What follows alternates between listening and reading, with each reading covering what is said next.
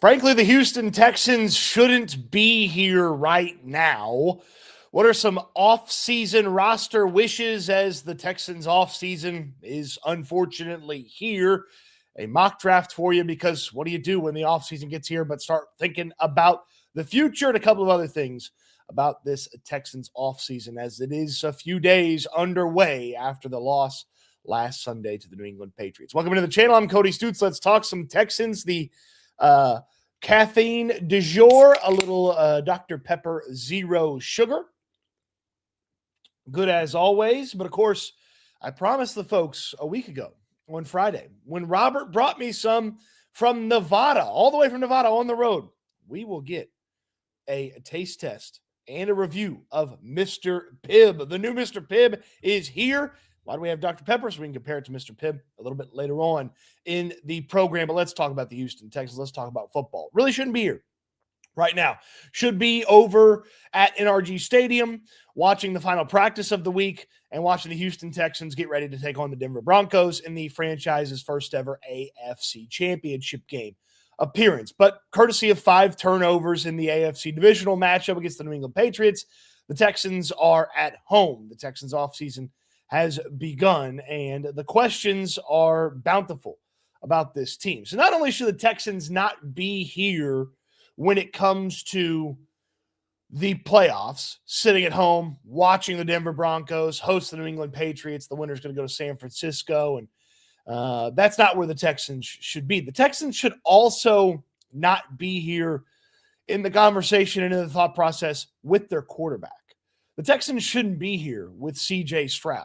3 years into Stroud's career and in finishing his 3rd year, we should not be wondering if he is the guy. The hope, the desire after 2023 was, well, go ahead and continue to build on 2023 and have it be even better in the future. And then the Texans have found their guy and they've got a franchise quarterback. And then 2024 was difficult for Stroud. It wasn't a good season for the team as an offense. The offensive line failed him. The offensive coordinator failed him, and they changed those things heading into 2025. And then here at the end of 2025, C.J. Stroud failed everybody else. C.J. Stroud's 4 turnovers in the playoff game, the multitude of turnovers over the 2 games of the playoffs put a really nasty stink on the back end of C.J. Stroud's 2025 season. Also, when you look through and comb through the season that was for Stroud, overall, statistically, you can look at some positives from this season compared to last year, and you can point to this and you can point to that. But when you get down to brass tacks, when you look at games where he played a top 10 defense or he played a playoff team, C.J. Stroud typically did not have a good performance in 2025. In 2025, he only beat a handful of playoff teams. He lost to more playoff teams than he beat. In 2025, when he played a top 10 defense, he had very bad numbers compared to the rest of his performance, compared to the rest of what he put on this season. He completed just 58% of his passes against top 10 defenses. He averaged 214 passing yards, 1 touchdown, and he threw 10 interceptions in those 6 games. For a team that didn't really turn the ball over that much, turning the ball over against the better teams is not what you need out of your quarterback. C.J. Stroud did not have a good 2025 season, contrary to what Nick Caserio and D'Amico Ryans and Stroud himself have talked about.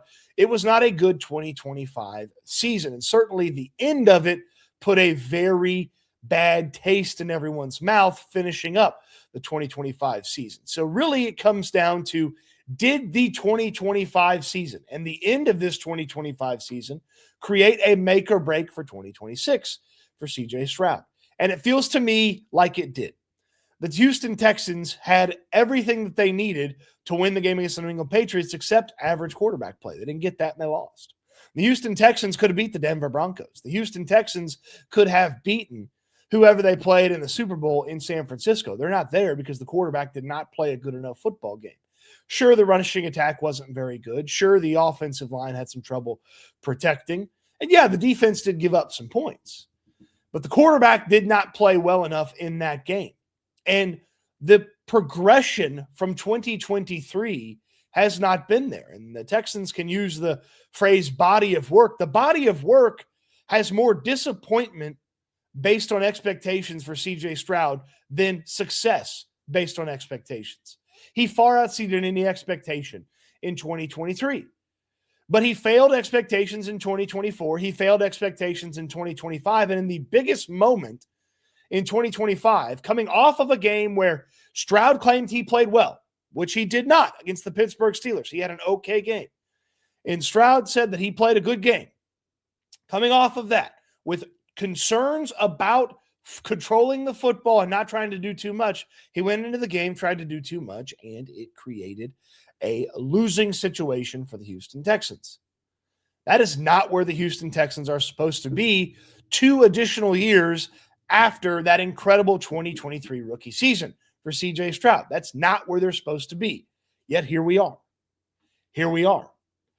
And as Nick Caserio said this week, CJ Stroud did not do what they view to be the main job of the quarterback position. Taking care of the football for a quarterback, like you're, and we talked about this. D'Amico and I both talked to all the quarterbacks about, including CJ.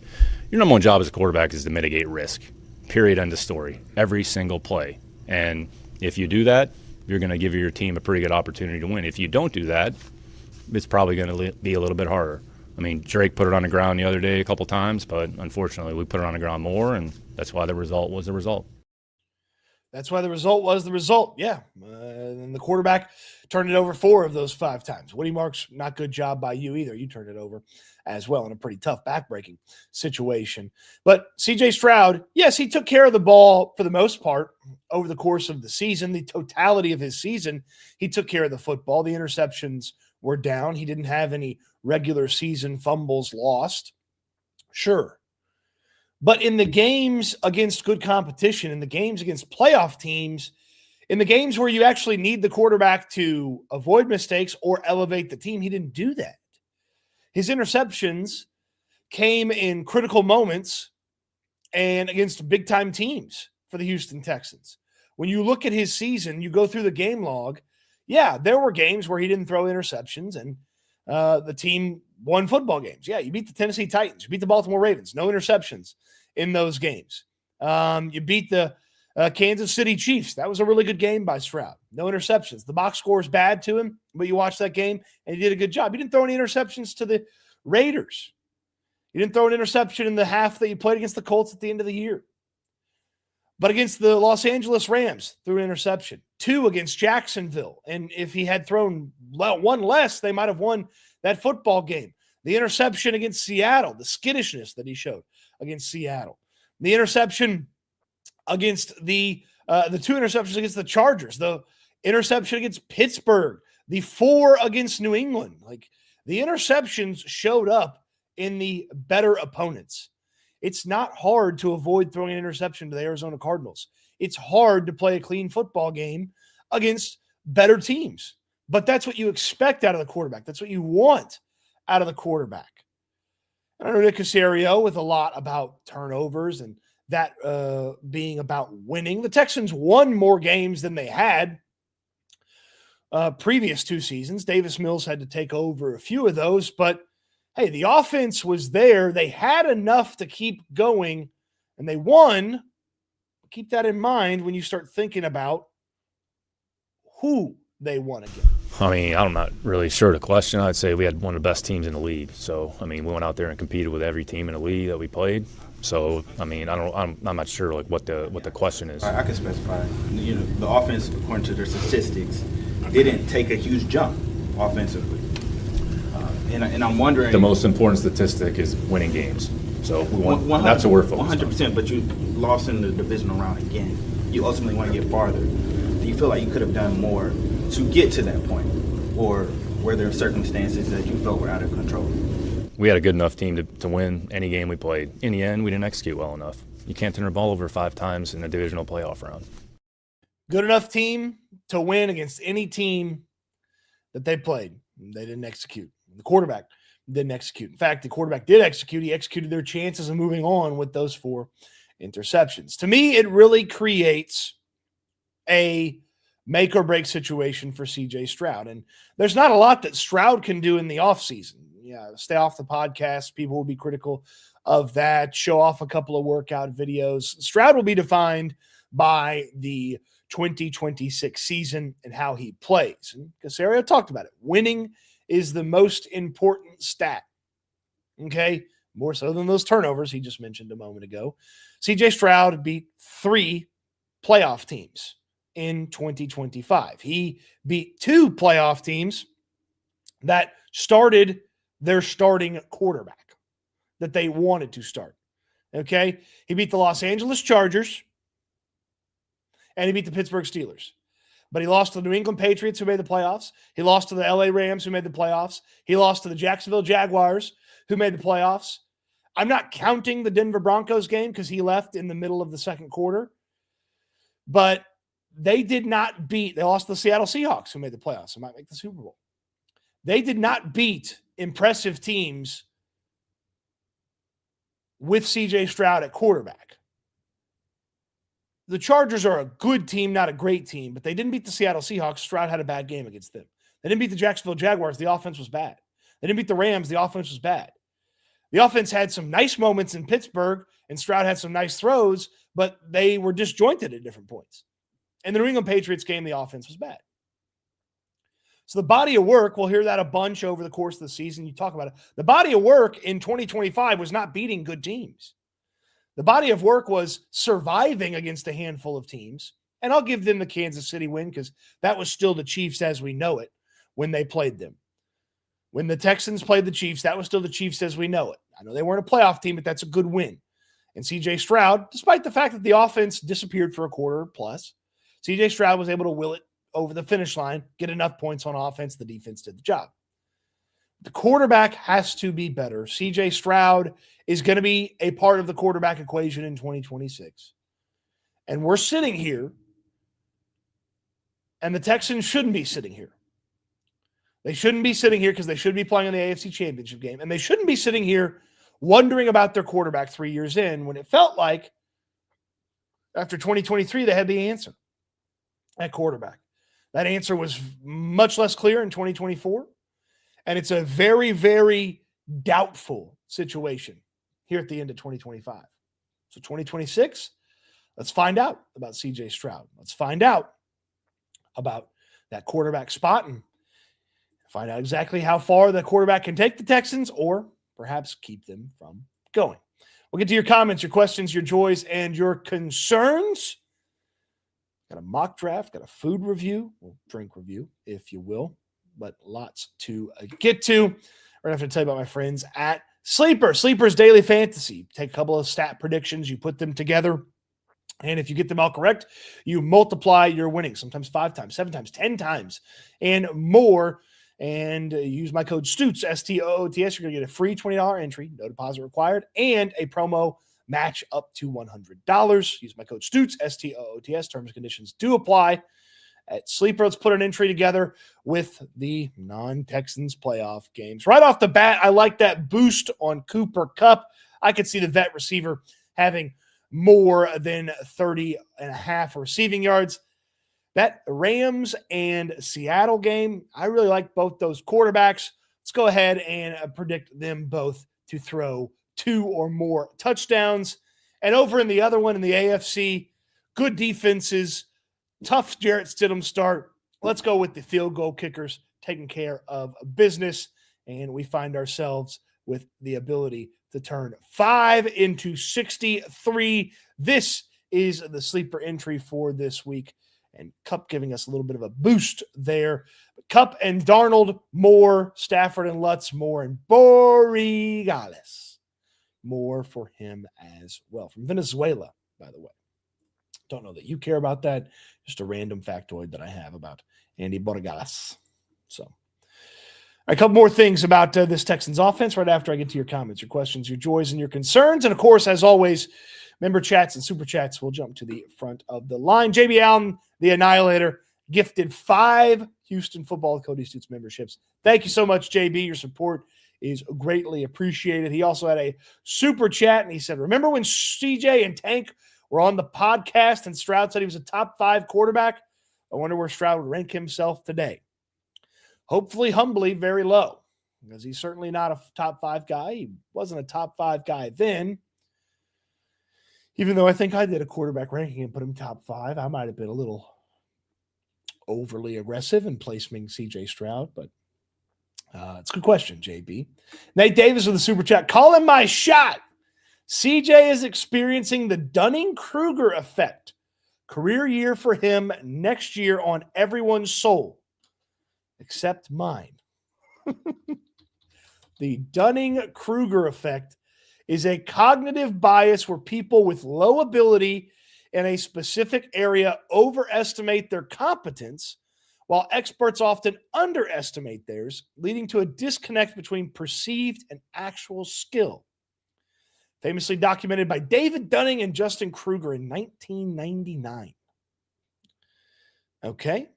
Low ability in a specific area to overly estimate their competence. Okay, I see that now. Some big words there, Nate, but I could certainly see that. Hey, what? Maybe Nate's right. Maybe CJ Stroud snaps out of it and turns into a much better quarterback. JB on the Nighter, we're going from checkmark game to mock draft game, from tarot sports cards for playoff predictions to tarot sports cards for possible free agent signings. We will rip some packs. Today, Doyle's up north. It's a negative 33 degrees. My God, how does your computer even work in that weather? The internet doesn't feel like it should work when the weather is that cold. John McClain's Chains, draft O-line. Well, we'll do a mock draft today. Minus 33. Got JB feeling some type of way. Mike's in Indiana, right, Mike? Minus 9 with the wind chill. Yikes. Good to see you, Judge Dreads Pawn Shop. Appreciate you. Page Roll. Dr. Poo-Poo. Come on, Dr. Pepper, man. Come on. Don't be hating on Dr. Pepper like that. BB Weck is here. Finally caught a live one. Frank's here. Appreciate you. Landry very well could freeze to death this weekend. He can't stand 40 degrees, much less 20 degrees. He very well could freeze to death. Caffeine with Cody for Goose this morning is a Celsius Peach Mango. Good thing we have an AFC title game to distract us. Oh, yeah, I forgot someone wanted to start the offseason. That's a bummer. JB Bubblehead, good to see you. AJ is here. Afternoon, everyone. Yeah, it's already afternoon over there on the East Coast. Is it cold there, AJ? Louie, quiet listener, but always enjoy the content. Appreciate you for checking in, Louie. Thanks, man. Tazewell, what's up, peeps? Hope y'all are ready for the city to freak out and shut down this weekend. Don't put that evil on us.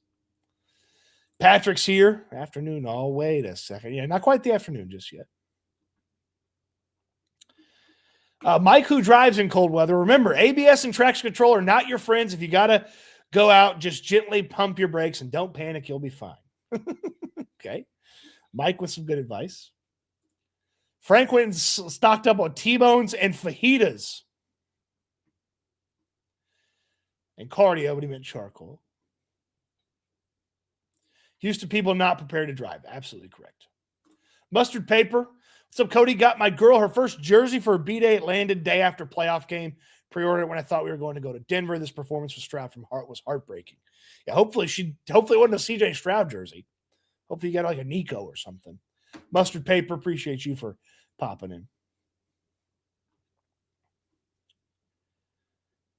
Let's see here.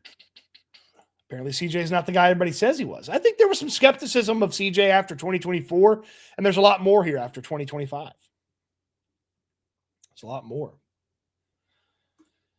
Culture shock moving from Cali to Texas. I mean, well, God, he played in Columbus, Ohio. Houston's a huge upgrade over that.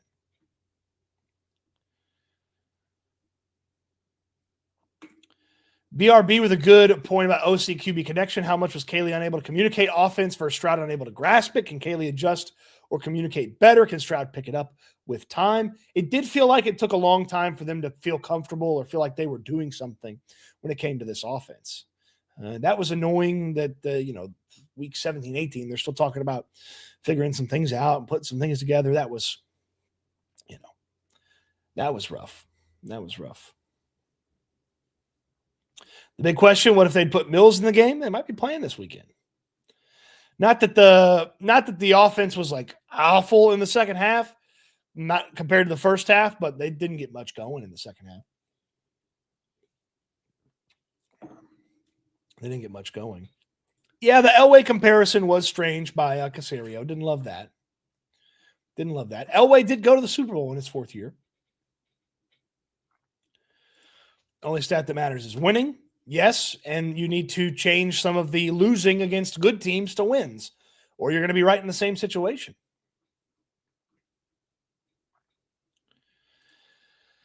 Anderson, sup, Cody? I liked what I heard from CJ this past Tuesday, but man, every time that I think about that game, it just hurts. That one's going to stick with you for a long time.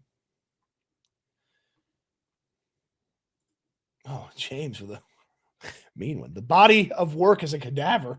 Come on, James. Come on. Feels like CJ stresses himself out as if he's the main character of the NFL. That's not bad. He does have a high opinion of himself, but it hasn't translated to necessarily confidence on the football field. Mr. Fingerguns, Texans wasted JJ's career. Got to fix this before they waste Will Anderson's career too.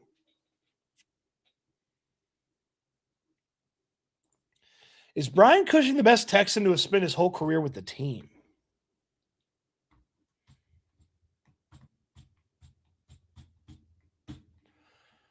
Let me get back to you on that. It's a good question. That might be the case. That might be the case.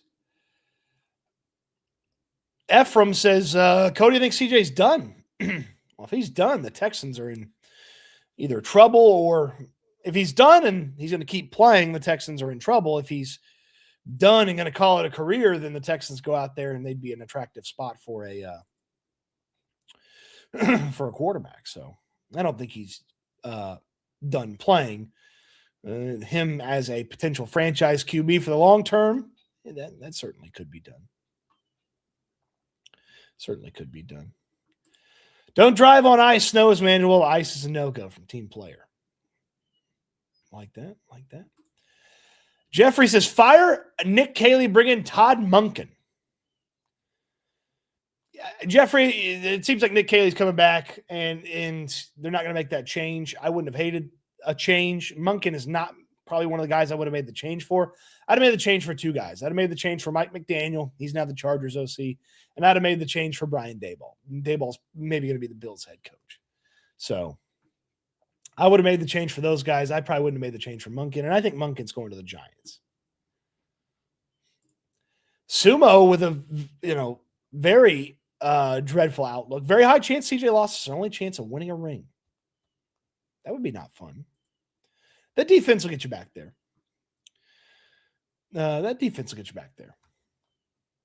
Got a couple other things I want to get to. Kelly Harrington. I'm late coming in. Cody, have you said whether you're attending the Shrine or Senior Bowl this year? So no Shrine Bowl for me. Shrine is going on right now in the Dallas area. No Shrine Bowl for me, but I have plans to go to the Senior Bowl next week. I'm trying to figure out how to get there, when to leave to minimize my chances of running into poor weather. But the plan is to be at the Senior Bowl next week and cover it like I usually cover. It's one of my favorite events of the offseason. And that's where I'm planning to be next week. So I'm planning to be at the Senior Bowl next week. Thank you for asking. Okay. Couple things about the offense around CJ Stroud. I am intrigued to see what the coaching staff changes will be for this Texans team, because there's going to be something that changes. They can't just run everything back on this coaching staff and expect a different result. And I would think maybe a year into the position, Nick Caley understands who works and who doesn't work with the offensive staff, and maybe some changes might be necessary. If we had a position group where the player was really good 2 years ago, last year they weren't as good, and then they had some very big questions about their game at the end of their third year, we would be clamoring for a new offensive line coach if that was the offensive line. We'd be clamoring for a new wide receiver coach if that was the wide receiver room. That's the quarterback position right now. And Gerard Johnson, the current quarterback's coach, is going to interview for the offensive coordinator job of the Miami Dolphins. I don't believe Gerard is going to get it. I also don't believe that the Texans should keep Gerard Johnson on as quarterback coach. They should do something else at quarterback coach. QB coach with CJ Stroud. I know Gerard Johnson knows him from back in the day. Gerard did not have a super long resume when he was hired. And the progression for CJ Stroud and some of the things that didn't go well in his game, you can attribute some of that, I'm sure, to the quarterback coach. And so with that, if the Texans move on from Gerard Johnson, and I think they will, and I feel like it's a very worthy conversation to have about Gerard Johnson's usefulness as the quarterback coach for this team, I want to go ahead and call my shot on the next quarterback coach. So I feel like there's a decent chance, a very, very decent chance that they would just move current senior offensive assistant and pass game coordinator Jerry Shulpinski into the quarterback coach role. I feel like there's a decent chance that they would just move Shulpinski into that role. But if they don't move Shulpinski into that role, I want to call my shot on the next quarterback coach, the Houston Texans. My shot that I'm calling is Tom Arth as the next quarterback coach of the Houston Texans. Now you're asking yourself, Cody, who in the hell is Tom Arth? Well, Tom Arth was an undrafted 2003 quarterback who latched on and played a few seasons with the Indianapolis Colts, then played in NFL Europe, played in the Arena Football League, and then got into coaching. He started his coaching career as a co-offensive coordinator, quarterbacks coach, and assistant recruiting coordinator, and then moved up to the head coach job where he started his coaching career, where he also played as a coach, which is John Carroll University, where Nick Caserio went, where Frank Ross went, where Nick Caley went. All of them have experience and history with John Carroll. After John Carroll, he was the head coach at Chattanooga, the head coach at Akron. After getting fired at Akron, Tom Arth was in the Chargers organization and was the pass game specialist for the Los Angeles Chargers, where Herbert had 2 really nice years as a quarterback. And then for the past 2 seasons, he's been the quarterback's coach for the Pittsburgh Steelers, and most recently coached Aaron Rodgers, who he was in Green Bay with in 2006. Arth is the guy from a relationship standpoint, but also from having been in a couple of different places, coached a couple of different styles of quarterback, been in charge of offenses and quarterbacks. So Arth, with the connections and the resume, is a guy that I would say look out for potential to end up on the Texans staff. I know there's potential that he will stay in Pittsburgh if they hire certain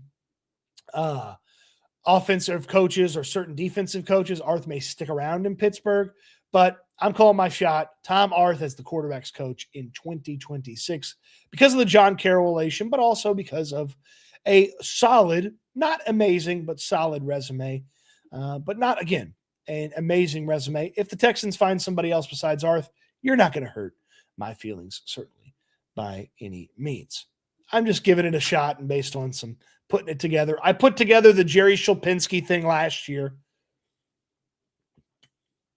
when they ended up with Shulpinski because he, of course, had John Carroll ties. He'd been in New England, overlapped with Caley, was in the Rams organization, and ultimately what they do, they brought Shulpinski over. So I'm just, taking a stab, see if I can go 2 for 2. See if I can go 2 for 2. All right, a couple more comments for you. And, of course, Super Chats jump to the front of the line. Just me or y'all getting annoyed with the you-knows? From CJ is what Nate is talking about. CJ does say a lot. It is a crutch phrase of his. And I typically don't find myself being super critical of crutch phrases or public speaking. It's not the smoothest press conference when CJ talks, but I'm not super critical of crutch phrases. I mean, CJ Stroud's not, his job not to be a public speaker, his job is to be a quarterback. He's had some tough times being that quarterback, but I don't I don't have a tough time with the you-knows. I used to have a lot of crutch phrases, and I feel like I've done a decent job of working them out. I do it a lot more in lives than I would in a recorded where I know exactly where I'm going and there's less free flow. Not that anybody gives a flying shit about any of this, but the you-knows don't bother me. Poncelios is here. Appreciate you. AJ says, think Caley earned another shot. I do too. I felt like he had a good finish to the season. Play calls were much better later in the season. No way you can put a playoff loss on him. Need a new QB coach. Yeah. Gerard Johnson definitely under fire in the crosshairs when you look at this coaching staff. BG, I don't think CJ can show any fire aggression trying to fire somebody up because he doesn't like people to come at him like that. Hey, interact with every teammate a different way.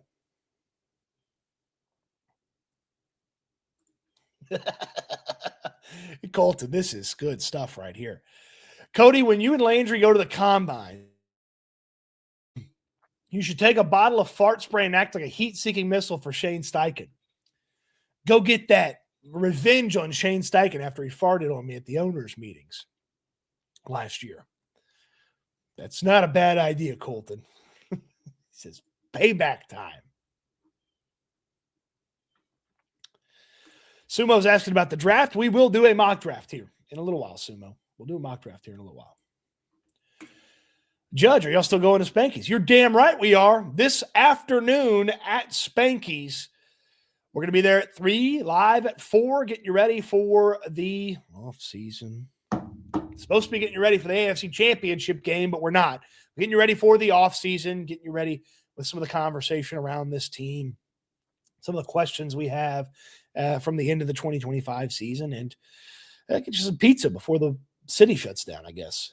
The buffalo chicken wrap is very good at Spanky's. I highly recommend it. Get it with the homemade chips, a little ranch on the side, or if you want to, save the calories a little bit, get a side salad instead of the chips or French fries.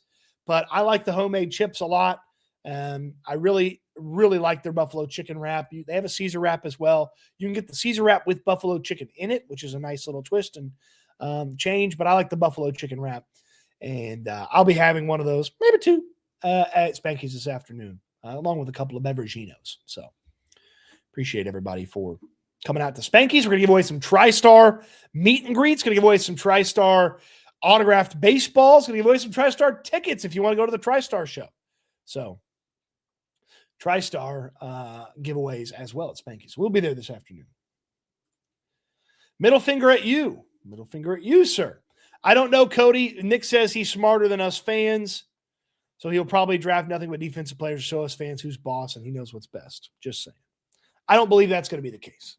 I like what Nick Caserio did with the draft last year. I didn't love it at the time, but I like what he ended up getting. And the offseason, I would like some, actually it brings up a good spot to talk about this.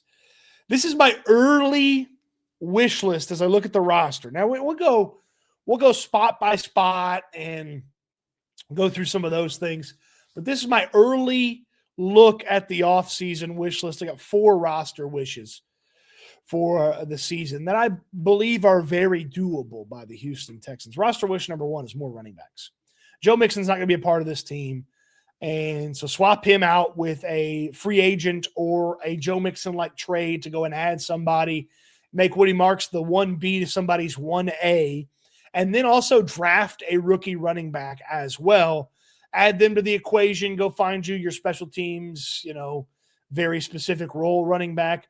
But I'd love for the running back room to be a free agent addition, Woody Marks, and a rookie draft pick next year. So that's my roster wish number 1, more running backs for this team. Don't put it all on Woody Marks' back. And if you don't have Woody Marks, have a running back room that can support this team. You want to limit how much you need the quarterback, run the football really damn well.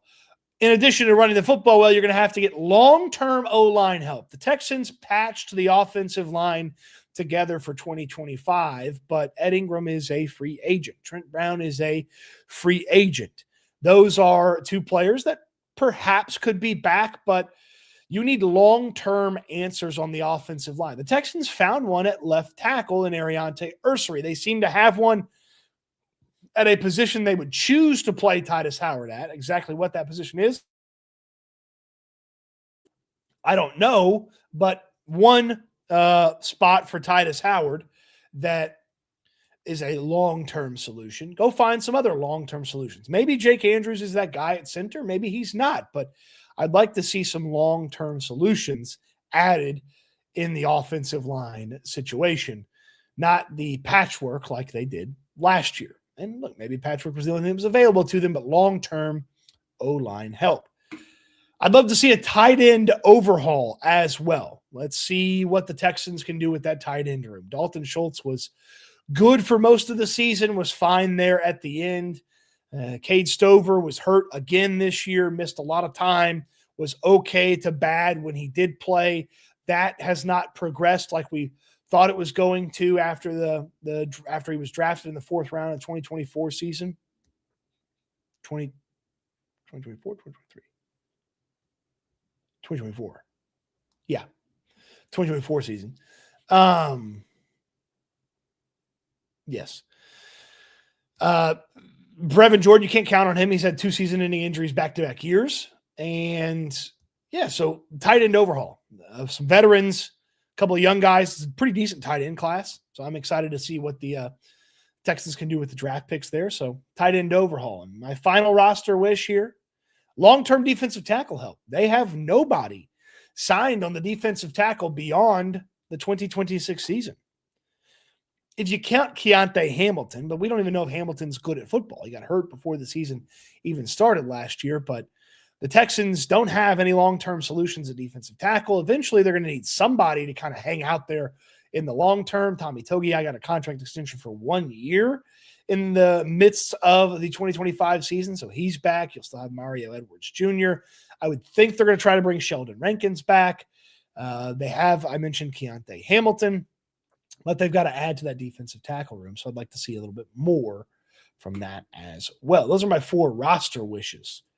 So just things to think about and pontificate on, and that will change and adjust and be molded as free agents become available, maybe trades, things like that, and certainly the draft as well. TB Jimmy Iffy. Cody, would you trade up to get Kenyon Sadiq? I probably would not trade up for Kenyon Sadiq.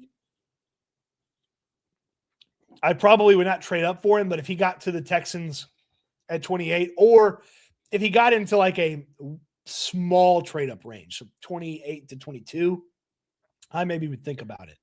But I'm not making some big trade for Kenyon Sadiq. He's going to go in the top 16. I'd be shocked if he doesn't. Mushroom with a super chat. Invest in interior O linemen. All we hear is cover to this and that. So punish teams by running at them. Embarrassing not being able to score at the 1. I'm with you, man. I'm with you. Go out there, build a monster. Build the Great Wall of Houston and be able to move Earth. Certainly with you. A.J. Birmingham. Top 3 free agent running backs you target. Cody, Poole looks strong. Kenneth Walker would be the top of my list. Kenneth Walker would be the top of my list for free agent running backs. So that's the top of my list is Kenneth Walker. Now, I feel like he's probably going to be the best running back on the market. So you may have a lot of competition for him. But Kenneth Walker would be my number 1. Breece Hall would be my number 2. Breece Hall would be my number 2. I thought they should have traded for him. I obviously understand not trading the Giants' 3rd-round pick for Breece Hall. But Breece Hall would be my number 2. My number 3 is Tyler Algier from the Falcons. Algier gives you just a 1B to go with Woody Marks as 1B, but Algier doesn't turn the football over. He's never been the feature back, really, but he's been a very solid and reliable football player. So my top 3 would be Walker, Hall, Algier. I don't know that Hall's actually going to hit free agency. It feels like the Jets are doing something goofy with him. If he does, he's going to be number 2 behind Kenneth Walker. But number 1 for me is Kenneth Walker. And number 3 would be Tyler Algier from the Falcons. Thank you, AJ. Doyle says, cold weather advice for you soft southern folk. Fill your tub with water. Keep the cabinet doors under sinks open and leave a tap on trickle to help keep your pipes from freezing. Stay safe. Doyle, appreciate the advice. I'm sure a lot of people will follow that. And if you didn't know that, Doyle's dropping some knowledge on you. Thank you for the super chat to send that along too. Thank you, Doyle.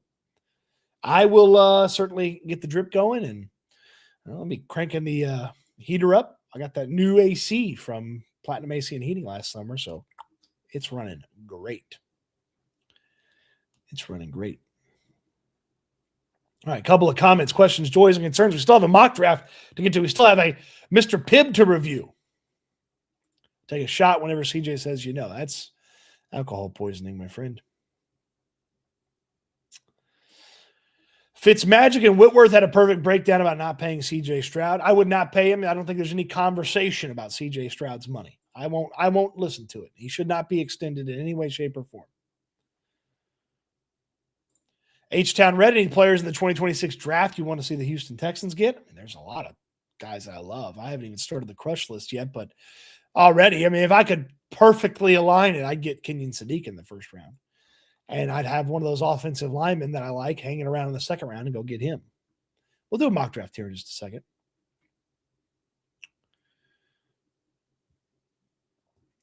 Being able to speak in public, being able to lead kind of go hand in hand. I don't think that public speaking is the same as leading a locker room.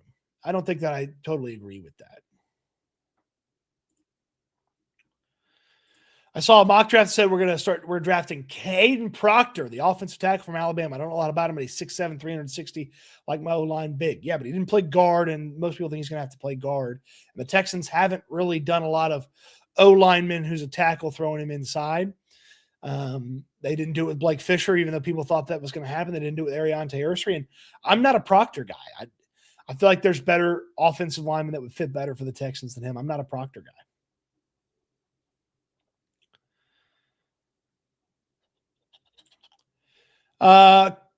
Just got on. Sorry, Cody, to cover the CJ needs a different type of wide receiver instead of a guy like Collins. More of a speedy, get separation versus contested catches. I guess Nico Collins isn't a good enough player. So, I mean, maybe we can find a player better than Nico Collins. I don't know. Out of context, Nick Caserio is going to be fun for the offseason. No, CJ Stroud has a good relationship and a good rapport with Nico Collins. He's been able to get Nico the ball, and Nico got to 1,000 yards faster than any of the previous seasons that he's gotten to 1,000 yards. And I don't think he needs more from Nico, more from Higgins. And yeah, they could get a guy that has more separation. It's going to make things easier. But Stroud, he's going to have to live with what he's got. Nico's a very good wide receiver. And if he can't make it work, somebody else will make it work with Nico. It's a good question, though. I don't know how much they're going to adjust or change the wide receiver room.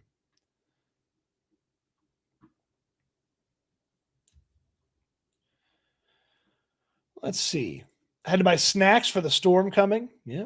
Hope you load it up. It's going to be chaos at the grocery store. Hope you load it up. Woody Marks kind of low-key reminds me of Duke Johnson. Is that crazy? Yes. I don't think it's there. I don't think it's the same. My fun Duke Johnson status. He's Miami's all-time leading rusher. I don't see it. I don't see it that way. I think Woody's got a little bit more toughness between the tackles than Duke. And if they throw him the ball, I think we would see that he could catch the ball. They don't throw him the ball. Yeah, get a natural guard and a natural center slide Titus out to right tackle. I'd be fine with that.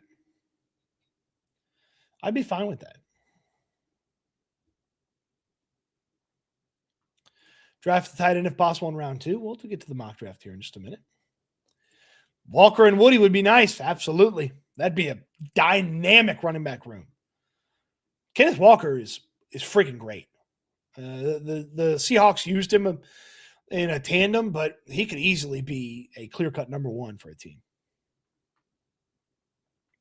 Safety depth definitely on there. Definitely on the list. Definitely on the list. Draft O-line, get a running back in free agency. Get an O-lineman in free agency, draft a running back. Do it all. Get them all in here. Veterans, rookies, everything. Everything. We'd be headed to Denver this weekend if we had Deshaun. No, BG, that's not true. If they had prime Deshaun Watson, they'd be hosting the AFC Championship game because they would have won probably 14, 15 games with prime Deshaun Watson. They'd have been freaking awesome. They'd be hosting the AFC Championship game. They wouldn't be going anywhere. Costco line for water bottles is insane. I was just trying to get some tires put on and a hot dog. Patrick, that's funny. That's funny. I could have a no-go on Proctor. We'll see who Cody wants in the mock draft. We'll get to the mock draft here in just a second. You know what? Let's mock draft right after we taste test the Mr. Pibb, the new Mr. Pibb. My guy Robert found these in Nevada, brought them to me at BB's last week, brought me the 0 sugar and the full sugar. So Mr. Pibb's often been compared to Dr. Pepper. So I'm going to get a little Dr. Pepper here.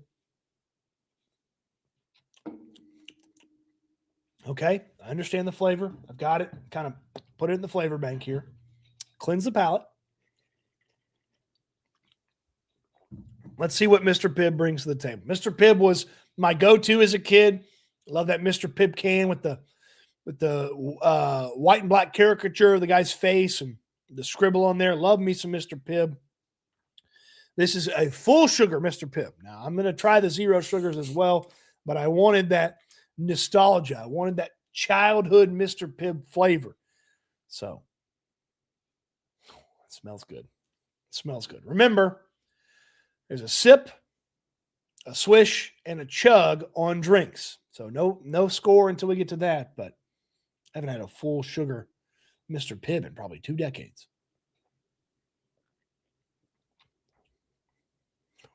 Ooh. Now that's my sip there. That's a good soda.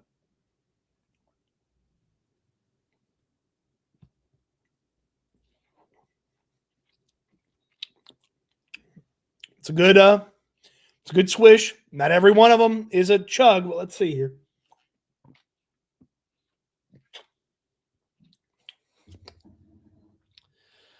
Okay. This is a very, very good soda. The description says kickin' cherry soda. You definitely get the cherry, but it doesn't beat you over the head with the sweetness. Does it taste exactly like I remember Mr. Pibb from my childhood? Not quite. Not quite. But this is a very, very good soda, especially if you like any sort of cherry flavor whatsoever. You're going to love this. It is very high on my rankings right off the bat. Remember, the score is 1 to 11. 11 being the greatest thing of all time, 1 being don't even try it.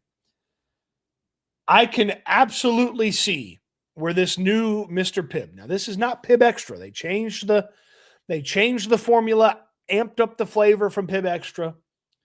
It's not the Mr. Pibb of my youth, but this is an excellent soda, and I could see where I'm going to be reaching for Mr. Pibb quite a bit. Scale is 1 to 11. This is a 10.4. Mr. Pibb is a 10.4 for me. The new Mr. Pibb is a 10.4. It's going to get in the rotation. It'll be in the rotation. When it gets here into the South, into Houston, it'll be very much in the rotation. 10.4. 10.4 on the Mr. Pibb. 10.4. All right, get to the mock draft here in just a second, and we'll do some cards here at the end. JB Allen, the Annihilator. Could you sometime break down Jeremy's comment regarding dynamic versus static offense and how that impacted CJ? I'm ignorant to that, but something happened. Dynamic versus static offense. Okay. We'll get into something like that. They switched the offense, used rookie year, completely different. New England style of offense goes against CJ's strengths. Look, they tried something different. They gave him more control at the line of scrimmage. He said he wanted it. He liked it. They don't push the ball as deep in this style of offense like he wanted to. Like he says, his is his strength. He feels like he's a good deep ball thrower. I don't know that I totally agree with that because he's short on a lot of deep balls that he throws. He almost threw an interception on a deep ball that he underthrew. But I actually feel like what CJ thinks is his strengths are not actually his strengths, and he can make this style of offense work. He just has to believe in it, and it took him a while, I think, to believe or just accept it. I still don't understand why they don't use Woody on passing plays. I don't either. Maybe because they didn't have enough running backs. I don't know. It's always opinion on Oregon interior offense line. Emmanuel Pregnon. I think he should be a Texan. Well, the mock draft's coming. Was the drink cold? Yes. Pibb's better than Dr. Pepper. Pretty good. Giovanni. Pibb is the GOAT. Is it zero sugar? No, this one was a full sugar one. I will try the zero sugar ones because Robert got me some of those as well. Mr. Pibb is better in states that don't have Dr. Pepper. Interesting.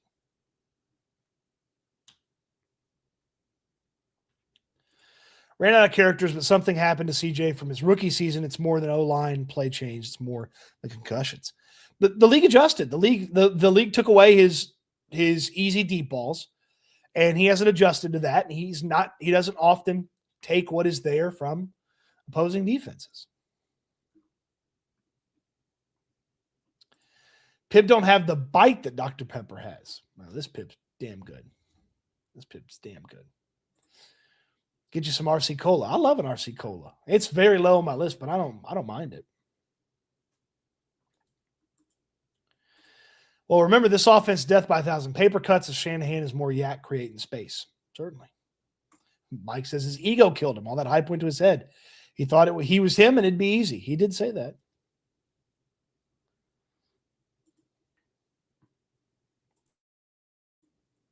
Reminder, Spankies this afternoon. Got some fantastic stuff for you from TriStar. You guys ready to do a mock draft? Let's do a mock draft. All right, let's do a mock draft. We held on to the mock draft while the winning streak happened.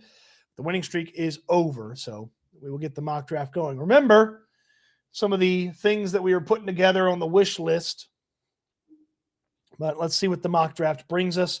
Probably don't want to trade up. You got assets if you want to. We're going to do 4 rounds of this mock draft. The Texans currently have 6 selections in the top 4. They have 4 in the top 70.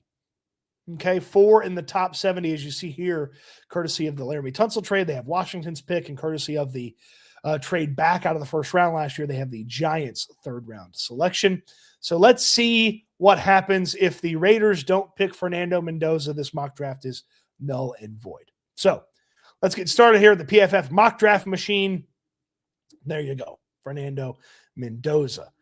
So pretty chalky here to start. Jeremiah Love to the Giants early. Good Lord. Okay, sure. Why not? Oh, good. The Miami Dolphins drafted a pass rusher that's not going to be able to rush the passer. Oh, Spencer Fano went. That's a guy. Caden McDonald is a guy. Oh, man. Ione is a guy. Muiaga. Sadiq just went off the board. Woohoo! Man, this one was tough. So let's take a look quickly at some of the players that would have been easy Texans targets that went off the board. Spencer Fano is just right off the bat start at right tackle in the NFL. So Fano would have been a player that would have been an intriguing one for the Texans. Caden McDonald would have been an interior defensive lineman to really kind of set things up and square things away. Ione, I know it's got the full name in here, but Vega Ione is what most people call him. He would have been an easy selection. Obviously, the freaking Dolphins get an incredible offensive tackle. Muiaga can just plop him right there at right tackle to replace Lane Johnson when he gets hurt. Caden Proctor, again, Cody Stoots is not a Caden Proctor guy. Okay? Is not a Caden Proctor guy. And then Kenyon Sadiq would have been amazing. I mean, Sadiq would have been awesome if he gets to 26. I don't know why Buffalo, who already has 2 tight ends, drafted him, but Buffalo's doing some weird stuff. So here we go. So looking at the board right now, the Texans obviously aren't drafting Casey Concepcion.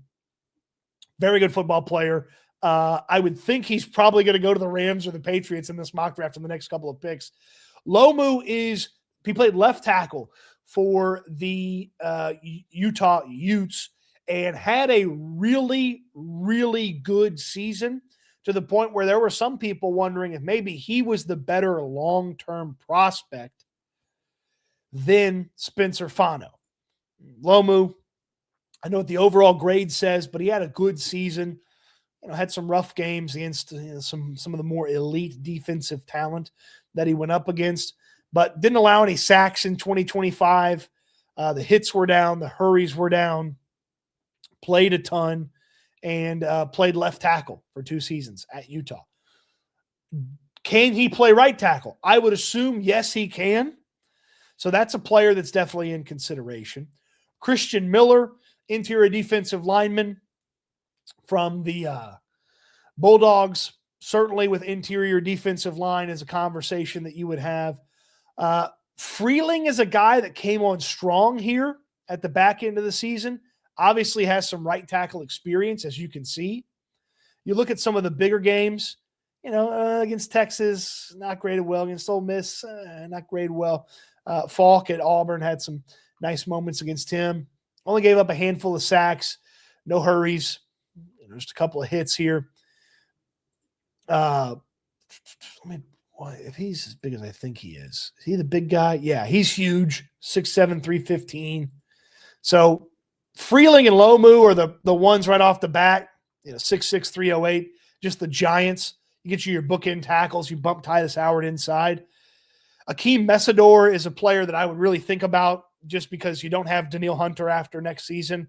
It's really tough where the Texans are where they are to not just draft the offensive lineman and kind of help shore that thing up and have the bookend tackles for at least the next 3 seasons. Mesidor is a very good player, good pass rusher. He's old. He's going to be 25 this year.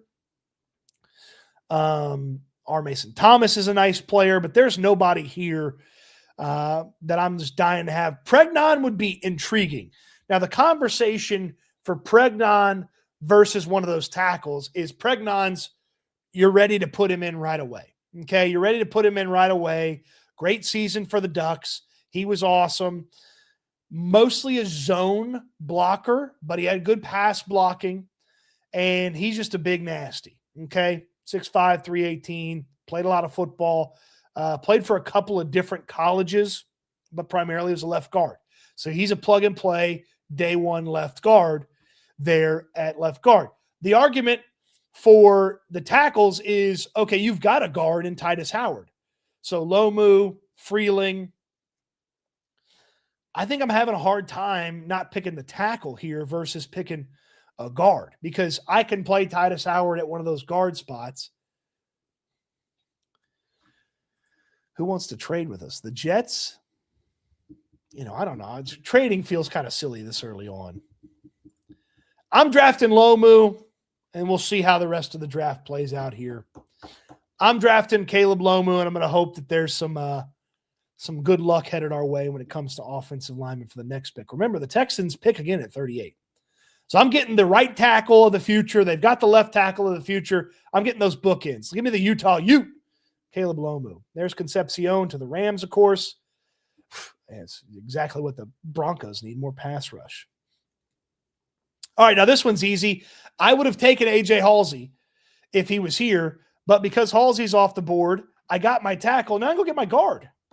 Now I got a right tackle. I got a left guard. I can play Titus Howard at right guard, and then maybe I can spend big in free agency at center. And now that offensive line is a super strength. If Pregnon and Lomu hit, Ursery gets better, Howard's still solid. So this one was, this worked out great. We got the bookend tackles now, and they got the starting left guard. So you wanted offensive line, you got offensive line. Boy, that'd be a beaut. You could even flip those two players, draft them in their different spots, and you'd be in a great situation. You'd be in a great situation. All right, here we are, pick 59 here for the Houston Texans. Already added Caleb Lomu, the tackle from Utah. Going to play him at right tackle. Emmanuel Pregnon, guard from Oregon, going to play him at left guard. let's see what we got here. Now, if you want to keep going with offensive linemen, you got Connor Lew. He's not going to play this year, or if he does play, he's going to be a little bit behind because he tore his ACL. You got the big citrus, Dominique Orange, for an interior defensive lineman. Kamari Ramsey, safety help at USC, Jadarian Price, he didn't play as much at Notre Dame because, I don't know, one of the best players in the entire draft was in front of him, and Jeremiah Love, but still a very productive and good football player. Not a small guy either. Price is a good one. I'm probably not drafting another offensive lineman, especially when I don't know that Lou for sure is going to be able to play right away. It's hard to not go with the big citrus, man. Great nickname, productive football player. 2, Max Clare and Jack Indries at the tight end position. So there's some guys there. You can even get down to Michael Trigg.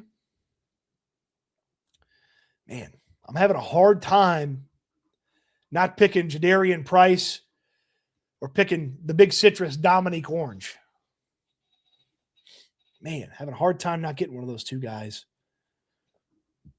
Is there another running back I like? I can find me another running back. I'm going to get the big citrus. I'm going to get Dominique Orange. Very good. We know they like Iowa State players. Don't pay too much attention to the grade. He had a really, really good season last year. It's not as good this year.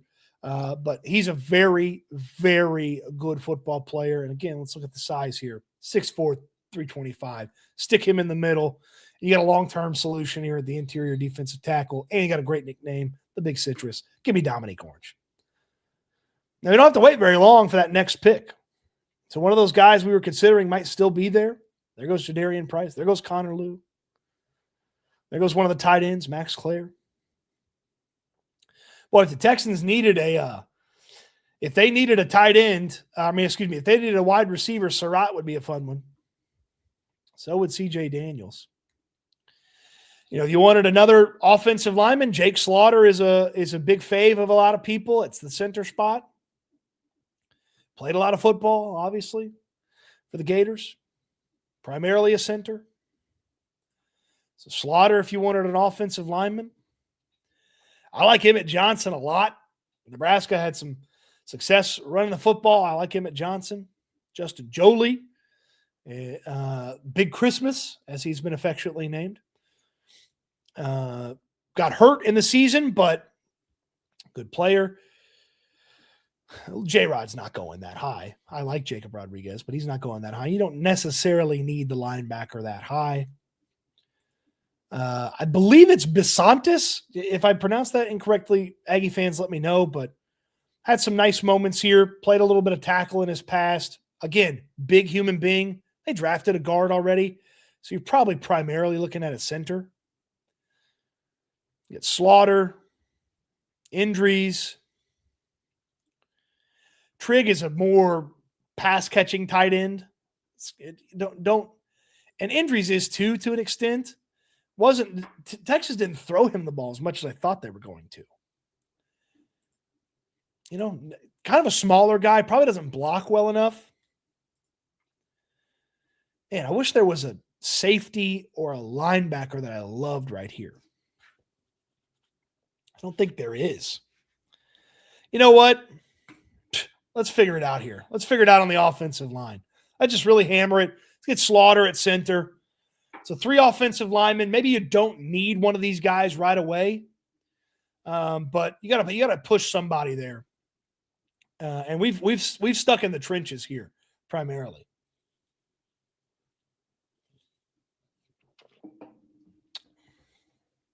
We've stuck in the trenches here. Need some linebacker help. Desperately need some linebacker help. Need a starting safety. Maybe you could find that guy in free agency if you were looking for that starting safety. A couple of our tight ends have come off the board here, so that one's tough.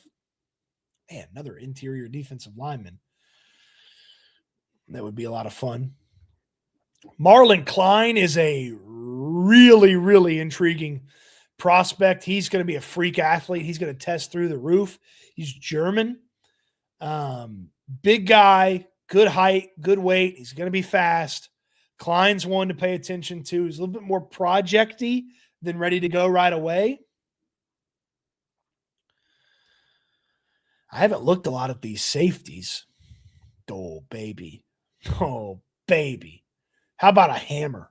How about a guy that just goes in there and just absolutely smashes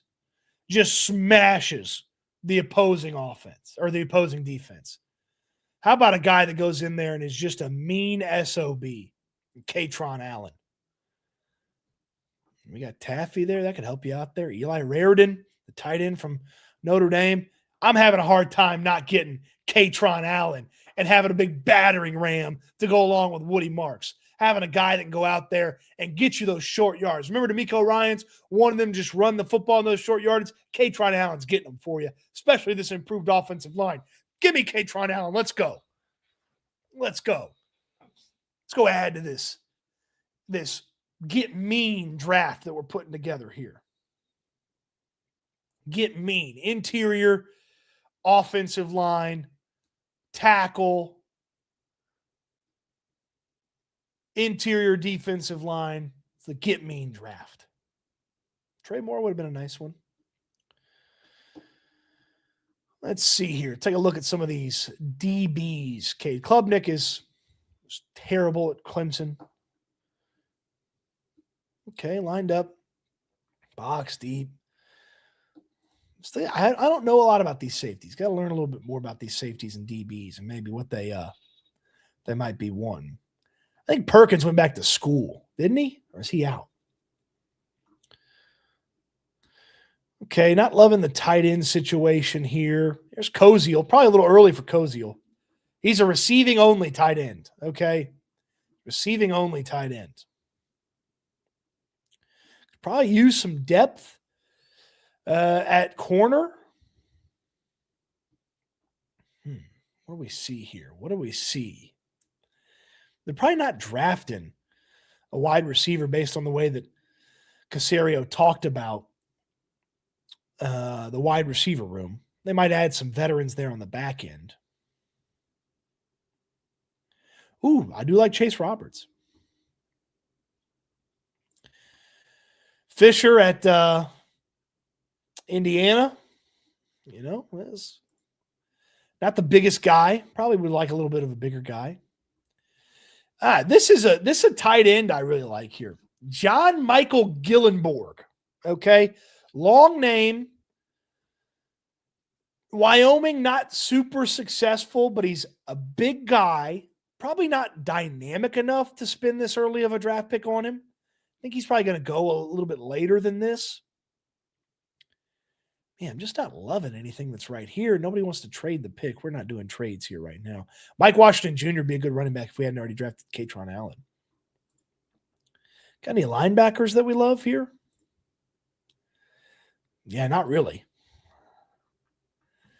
Not really. Oh, man. Let's take the safety. Get another. Well, they got bodies at safety. Well, they got Reed. That's about it. They play Kilgore inside or outside. They played him in the slot a lot. I'm having a hard time with this one. Let's just go ahead and pick somebody. Let's pick the safety. Let's figure it out. Stroman, there's our 4 rounds. Boy, we put together a beauty. We put together a beauty of a draft. Okay, they didn't like my interior defensive line selection, Dominique Orange. They thought that the kid from Cincinnati is better, but tackle who could start right away, guard who could start right away, defensive tackle who can be in the rotation right away, center who could maybe start right away, Katron Allen, who's a hammer at running back, and a safety. I mean, look at this. Look at this. What a draft here. What a draft. What a beauty. I'll take this right now.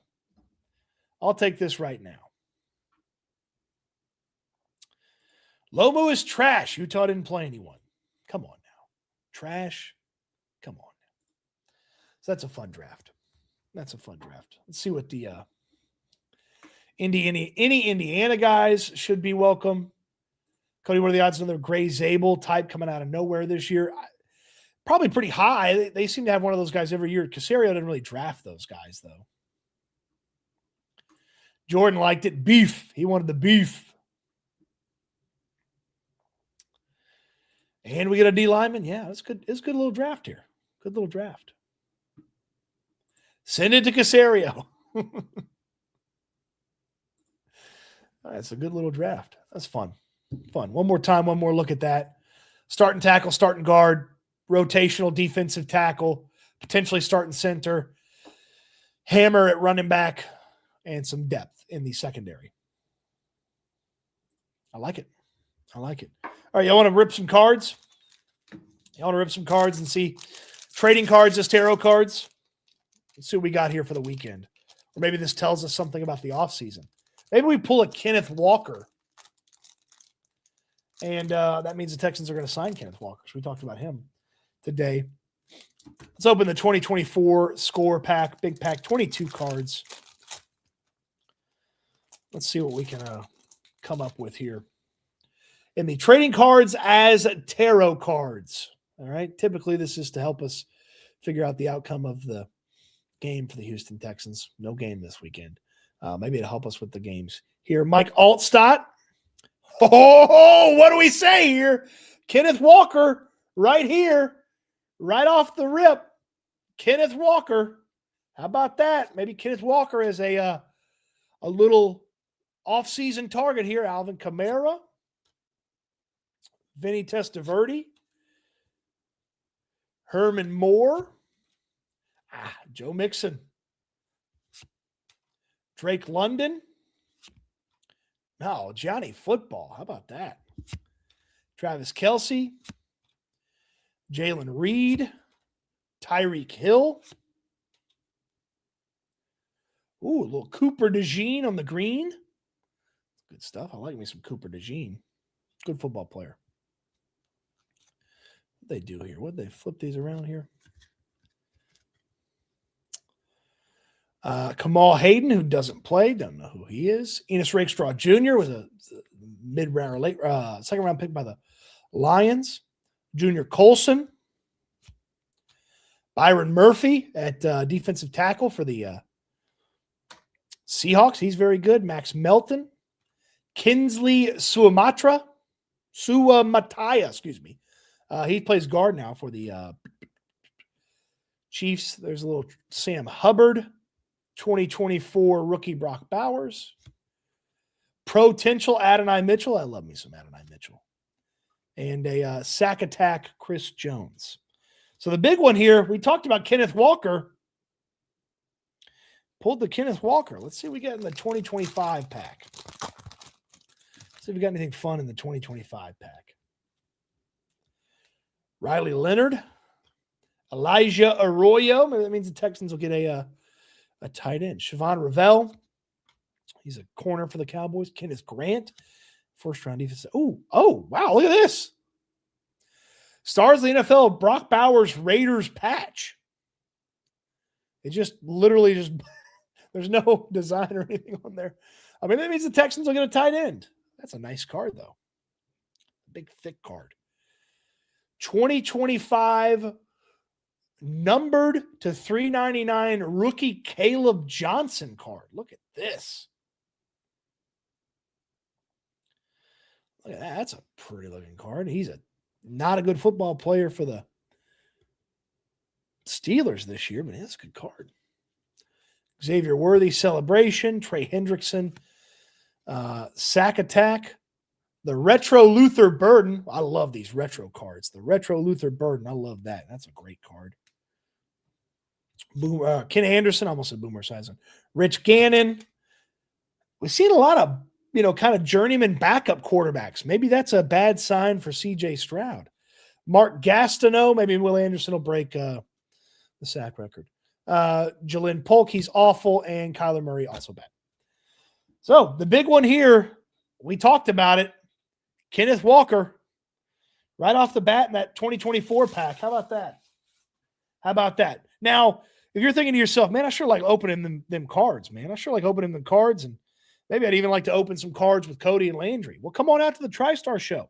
We'll be there next Saturday at the TriStar Show. Next Saturday at the TriStar Show, we'll be out there hanging out most of the day Saturday. We opening some cards, looking at memorabilia, hanging out, talking with you, and it'll be fun, man. It'll be fun. We'll have some fun out there, but real fun stuff there at the playing cards as tarot cards. The Kenneth Walker one, we're going to hold on to that one. We're going to hope that Kenneth Walker ends up as the next Texans running back. So, all right, we'll see you at Spanky's this afternoon for SNL. You don't want to miss out on that. We end the live streams the same way each and every time. It's my hope for you. It's my charge for you as well. Eat good, sleep good, be good. We'll talk Texans again soon. Thanks for watching, everybody, and stay warm this weekend. Hip-hoppity, dip-doppity-doo.